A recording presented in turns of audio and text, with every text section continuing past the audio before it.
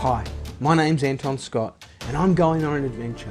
I want to invite you to come with me as I look to have conversations about a life lived following after Jesus. God is a God of narrative. We find our stories unfolding inside His great story. And I believe every human story is worth being told. We have so much that we can learn from each other. We add value to someone else's story when we tell ours. So come with me as we talk to all different kinds of people from all different walks of life and we explore living memoirs.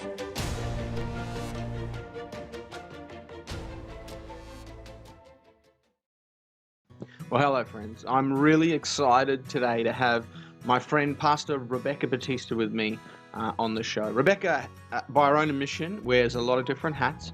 Rebecca's a mum, a pastor, a wife, a community leader, running charities, and inspiring and encouraging people to live their best life. You're going to be really encouraged today as you hear some of the things that Rebecca has found herself living out and some of the challenges that she's faced as she has lived her life in step with God. And it's my encouragement to you that you would do the same. Be encouraged as you hear Rebecca's story today. Well, hey Beck, how you going? Great to have you with me today and really looking forward to hearing a bit of your story and some of the amazing things that God is doing in you and around you. Thanks, Anton. It's a pleasure. Good to see you again, by the way. We are missing Eli in our 3 monthly get-togethers. Get-togethers, our little journey we were doing together, that was awesome. Really enjoyed that. So it's good to just be able to chat and share a few things with us today. I'm really looking forward to it. Maybe you could just let people know who you are, a little bit of an introduction, and what is life looking like for you right now? What do you find yourself doing at the moment in this season? Sure. So I wear lots of hats, Anton. So I am a mother of 2 young men, not a 22-year-old and an 18-year-old. I have my husband John Piero lectures at uni, but also is a voted member of local council. And what I do is I actually I'm the fundraising coordinator of 2 charities, one called Our Kids and one called Our House. And I'm also one of the pastors at Centre Church. So I wear lots of hats. And pretty much during this season, since COVID's taken in, all the craziness of my life is like it's all calmed down. And for an event-based charity where we raise most of our funds through events, actually we went from a huge, massive event that had thousands of people attending one weekend to the next weekend, cancelling every event that was coming up in the next months. So that was pretty devastating. But also, I guess in that we've also, during this time, what we've been trying to do is connect. So not just in my charity world, but in our church world, because, we can't meet as a church. We just, my world is just really all about Zoom calls, like many of us, and phoning people and checking in with all our volunteers and also our church members and just reaching out and trying to, be an ear for people to chat to and, just to show that we care and to link some of the needs. So when I'm out in the community, because I am a well-known community member, people call with needs, and I seem to be connecting a lot of the needs out in the community of people who can help at the moment. So although our day-to-day 9 to 5 certainly changed, I think, connecting people together has always been something that I've done. So it's just taken a completely new form at the moment. Yeah, as if being a mum wasn't full of enough work, you decided to be a pastor, lead charities. So it sounds like you got your plate full. But what do you do then? Because you sounds like you've got a lot going on and a lot of good things. We're going to talk about some of them soon. But what do you do to just disconnect? What are do you have any hobbies or anything you do that sort of refills you, refreshes you? Yeah, one of the main things, and I wasn't much of a hobby person, because actually when my husband and I met, we were in the restaurant world and we owned restaurants, and I'm a qualified chef as well, would you believe that? And so we ran restaurants for 15 years of our life, including charities and running for local council and all that fun stuff that we do, and being a pastor. Um, but so I didn't have actually much time for hobbies, would you believe, until probably about 10 years ago, and I fell in love with running. So I've learned, and I mean, I say running is a hobby, and I know there's people watching this going, how can that be a hobby? I mean, that's painful and stressful. But I actually find it's where I can lose myself. I can put the headphones on and off I go. We've, being in Lismore, we have got some amazing landscape around us, so I can go off on a country road and run with the cows and all of that kind of gorgeous thing and just get connected. And I guess for me, running, just like all hobbies, it gives you time out, but it also gets you back centered again. So yeah, running, of all things, my hobby at the moment is running. That's Crazy. Now I get it. I started to run, and when I first started, it made me sick. But Oh no. Yes. Yeah. Yeah. that's awesome. Well, about what was life like for you growing up? Here you are doing all these amazing things, but how did it all begin? Where did it all start? Tell us a little bit about your early life. For sure, Anton. Look, I'm a Lismore girl, and us Lismore people proudly call ourselves Lismorons. Do you like that? But only Lismore people can call themselves that, just saying. We say it with pride. But I'm from Lismore, and my mum and dad, my mum's from Grafton, not very far from here, but they married and settled here. My dad's from Lismore. And so I grew up here. I've got an older sister, and we grew up on a farm. And life was pretty quiet. I mean, Lismore back then is when we're kind of the centre of the Northern Rivers, but we weren't really a city then. We are kind of still a country town, and so it was pretty quiet. We lived out of town, Anton. So the rules were that if you wanted to play sport, you played sport between Monday and Friday, and on Saturday you were there to help around the farm. It was a little hobby farm. And I'm sure my dad thought he was going to have boys, but he had two girls. So I've learnt some pretty wild stuff. How I learnt to drive a tractor was get on the tractor deck and off you go. That's how you turn that button, and that's where we want you to go. And he walked away. So I think I was 12 driving this tractor, having no idea. But anyway, lots of fun. Plucking chooks as you do, killing your own chooks and plucking chooks. And grew up in the middle of the night hearing the dog bark, that certain bark, and you knew that it was in a fight of its life with a snake, and you'd get out with a torch and a shovel back then, and not now, of course, but back then on the farm, if you were trying to save your dog's life. And so all that crazy stuff. One really beautiful memory, and I say this, you'd never do this with your own children now, but mum and dad used to give us a box of matches and say, off you go burn some tussocks. And so that's what we did. Now, I mean, who would have known that's not okay now? And I would never let my children do that, and wouldn't give them a box of matches. But anyway, you're on a farm, and that's what we did. So we grew up there. Mum and dad divorced when I was an early teenager, and I went to live with my mum, and my sister actually stayed with my dad. So it's incredible that my sister and I are so close now that we actually spent our whole teenage lives in separate houses.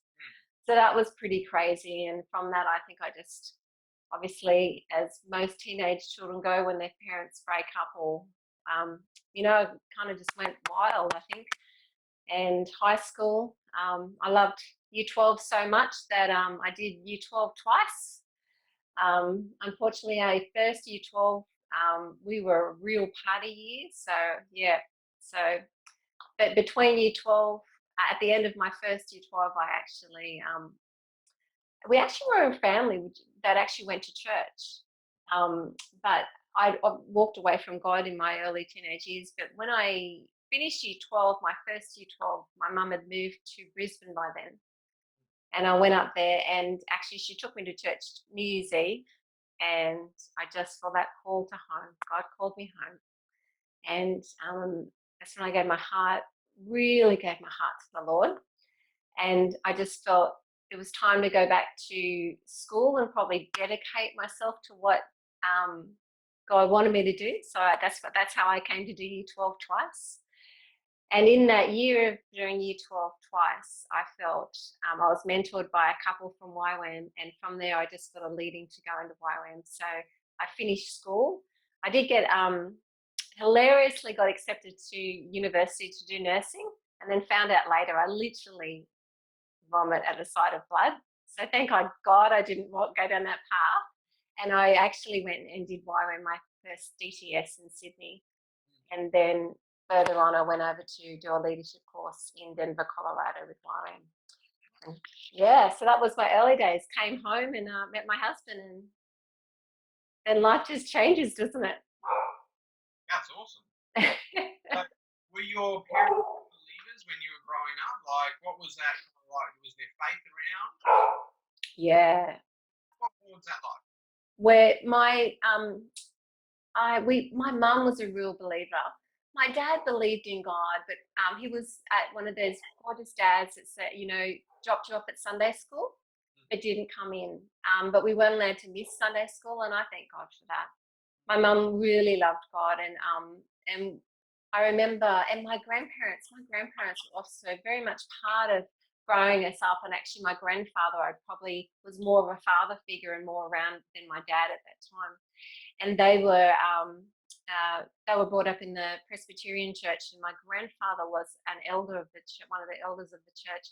So yes, Anton, we were brought up with knowing God and loving God, and it was God was just always in our lives. The conversation, Easter, Christmas, church, that was just such a part of who we were. And it's interesting, even now, like Dad, my mum is a faithful believer, my sister and my dad. Dad doesn't come to church, but he comes to our mission trips and loves God with all his heart. So it's just amazing. Yeah, I just look at my parents and I'm thankful that they did that. Church and God was just normal conversation in our lives. There was never a time I didn't know that there wasn't a God, which is amazing. And I'm so thankful. So good. And you talked a little bit before about there was a time where you actually made that decision, because I think there comes a time in most people's life, even when they've had God their whole life and being brought up around church and faith, where it becomes personal. It becomes like, all right, I'm crossing this line, and this is it. I'm all in. And so, do you remember where that happened for you? How that happened for you? Yeah, it was New Year's Eve. Sorry, yeah. So it wasn't New Year's Eve. It was Christmas Eve. Sorry, I did have that one. It was Christmas Eve, and it was when I was 18. And Mum had moved to Brisbane, so we went to a church near Redcliffe, and I was talking to Mum recently about that, and she actually remembered it was Brian Houston preaching that night. Wow. Would you believe? Amazing. I don't know. Amazing. Anyway, whatever he said or whatever was said, I just felt that prompting is, come on, this is time. And so just went forward and got prayer. And I think from that moment on, it really did change where I was actually heading in my life. It was a completely fork in the road. Like, I left school, I'd done year 12, my results were not very good because we were a real party year. I didn't know what we were going to do, and so I went up to see Mum, whether I was going to stay in Brisbane, whatever. But actually, once I made that decision to God, I just had that in my heart to go back to school, come back to Lismore, come back to home. And God did. He just when I followed that prompting, God just started to open door after door after door for me, and it was just amazing. Yeah. So it was Christmas Eve, not New Year's Eve, Christmas Eve, when I was 18, and actually New Year's Eve, I came home because it was my sister got married New Year's Eve, just about that, 6 days later. So yes, amazing. That was the time when God just really did speak, and it changed where I was going. It literally took me on a different path. Yeah, so cool. Yeah. Fantastic. Well, I'm sure you've got a few of these different stories, but could you tell us a moment in your life where there's been like a real miracle moment? So either something God has done in you, around you, or that you've been a part of, so through you, but a real miraculous moment. Yeah. There's been a few, and they're all linked. So bear with me. And sometimes I can't tell this story without tears. So are we right? So when I met my husband, we had restaurants and we fell pregnant, and we had our firstborn. And our firstborn was born with renal failure. Isaac was born with renal failure. And on day 3 of his life, actually the doctors came in and said, your son needs a kidney transplant. And from that moment on, I don't remember much, but I know that we were in Lismore, and then the next thing we're in Brisbane Hospital, and there's doctors and nurses and everything around us. And I just remember just leaning on God so much and almost going against what the doctors were saying. Is like, no, my son's going to be healed. It's okay. And I stood on that. I just felt God was going to heal him in a way that that was miraculous. And I prayed that same prayer for 7 years. And then when Isaac was 8, Isaac received his dad's kidney. And I remember the day of the operation, and I just remember it was one of the greatest and worst days of my life. I can only say that, is that when you wheel your husband in and you say goodbye, and then a couple of hours later you're wheeling your son in to say goodbye. And they were in side by side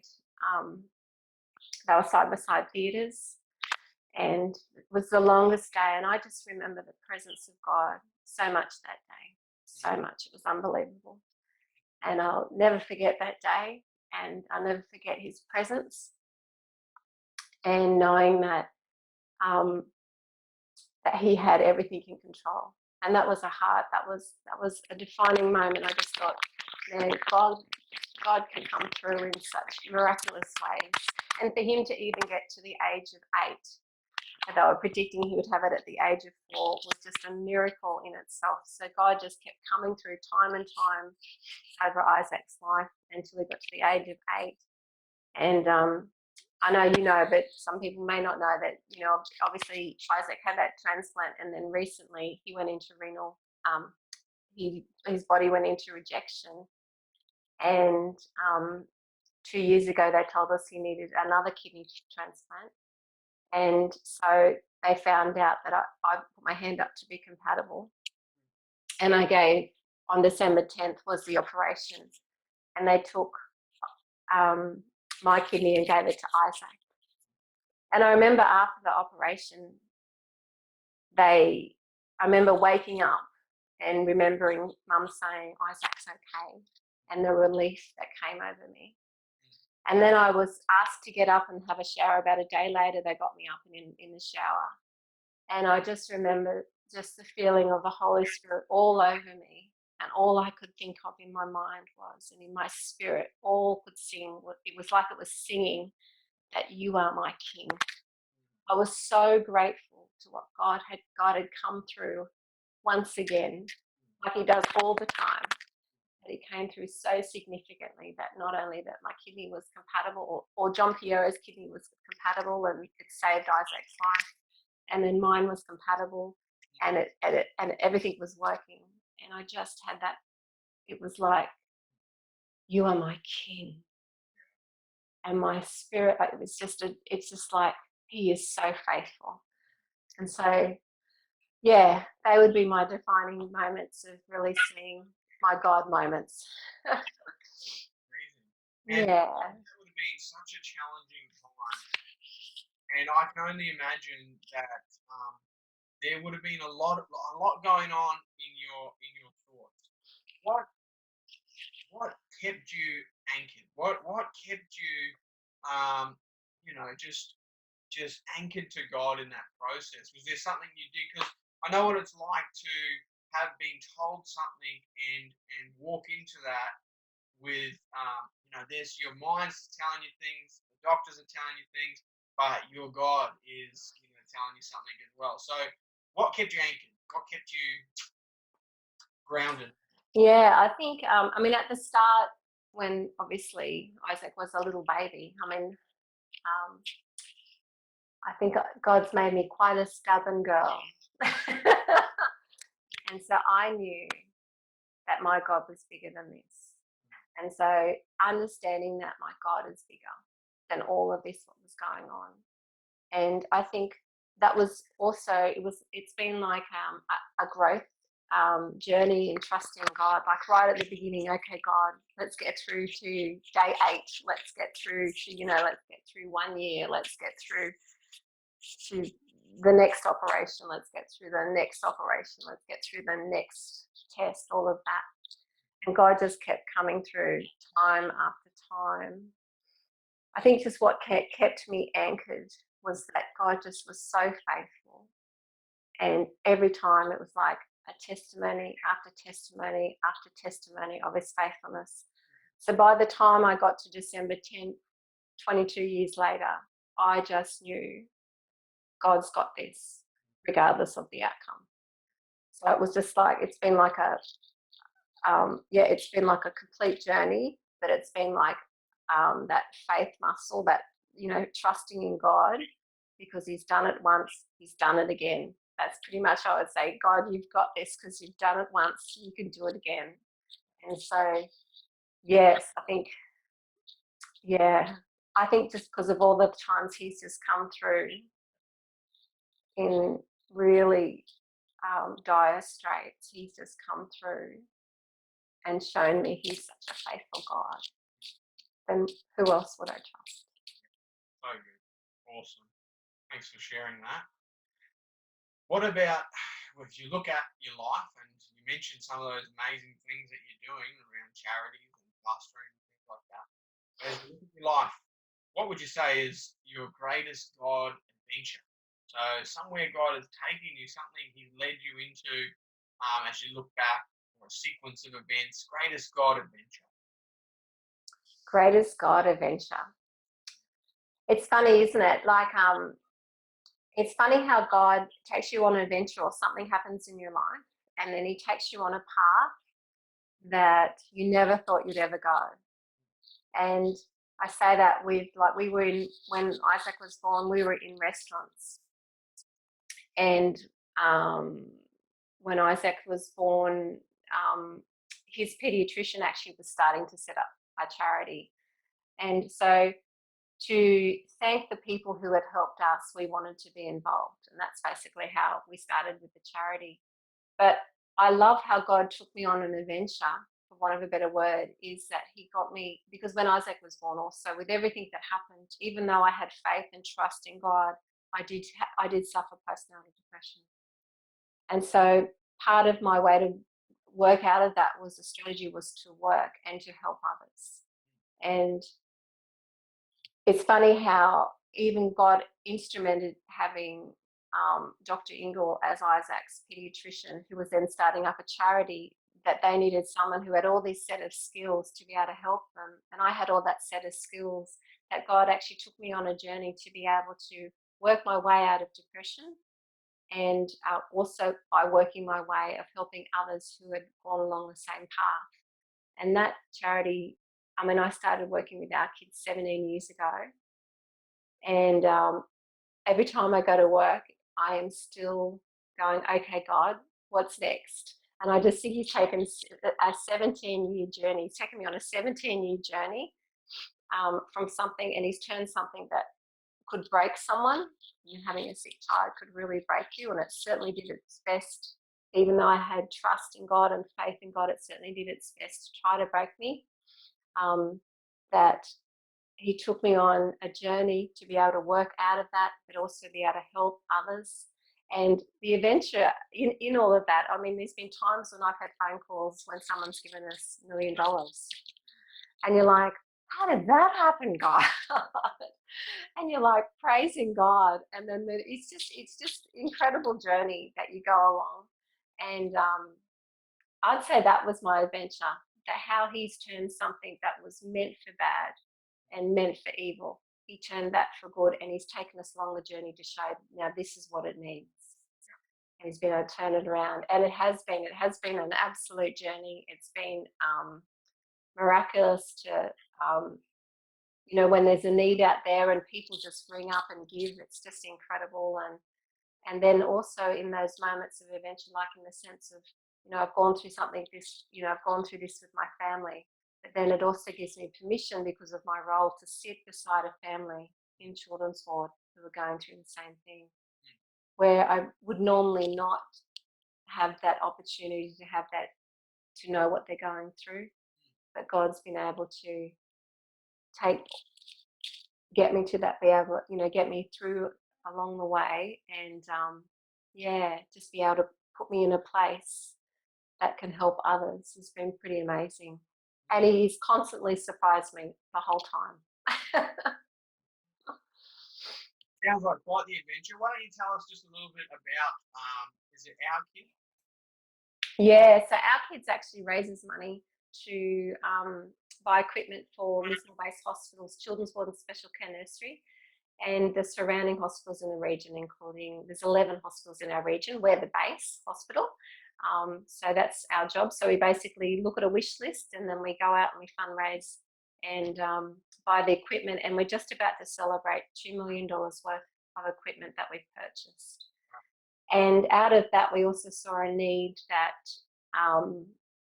our parents or people were coming to Lismore for treatment, but they had nowhere to stay. And so we actually built our very own, what you would call Ronald McDonald House, but we call it our house. And we also house not only families and children, but we house anyone who's coming to Lismore for treatment. And that was a $5.6 million project. And one of my roles was to help lobby the government. And the government gave $4.6 million, and then it was my job to go out and find the other $1 million. So yeah, pretty crazy times, but God was just so faithful. He saw a need, and people are good. People are generous, and when they see a need in our community, they just put their hand to the plow and ask, how can they help? So it's been actually a privilege to see the generosity of our community, and then actually see how their generosity affects families. Because when you have a child in kids ward and you don't have their piece of equipment to keep them there, and they have to be sent to Brisbane and Sydney, that's such an impact to a family.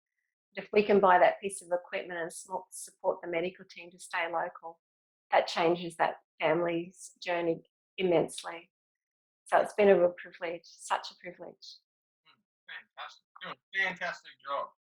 Good on you. That's awesome. There's a huge team. It's not just me. And we have God on our side. Come on. You got the God factor. Yeah. That's quite the adventure. Hey, what have you found to be, the most challenging thing in following Jesus personally? Because, life is full of ups and downs, and it's no different for a person of faith. But for you personally, when it comes to following Jesus, chasing after him, what have you actually found to be the most difficult? I think being a very strong-willed, strong woman,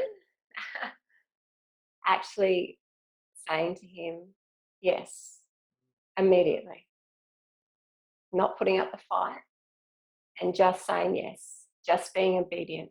I have learnt that it's so much easier to just say yes the first time. Otherwise, you just go around the mountain. You know that you're just going to go around the mountain. So I've come to learn that when he says something, and the Lord says something or prompts me or wants me to do something, to do it immediately. And that's probably been the hardest thing for me, because I'm a but why person. Or I need to understand the reasoning or the outcome, but I've just learned to just do it. And sometimes I find out the why later, and other times I never do. I haven't yet. And it's being obedient immediately is where the blessing is. It's probably been the hardest lesson I've ever learned. Yeah. And it sounds like it's taken some time. Doesn't just Yeah. It doesn't happen overnight. I'm still learning it. I'm still learning it, God. It's okay. Oh, good on you. Thanks for your honesty. What about on the flip of that? What do you find the most rewarding about following Jesus? What's like one of the most rewarding things that you've found? That I get the privilege to be a part of people's lives and what God is doing in their lives all the time. That He actually allows me to take part in what He's doing and to partner with Him. And I just think, who am I to be able to have that privilege? And then, I just think that's when you see lives change, when you see healings, when you see people grow, when you see people step into what God's called them to be, all of that, to be right with them, I just see as such a privilege and an honor. So good. Absolutely. Wow, what an incredible story of perseverance and character and God's faithfulness. Friends, I want to encourage you to continue listening to Rebecca's story as we pick it up in part 2 in just a moment.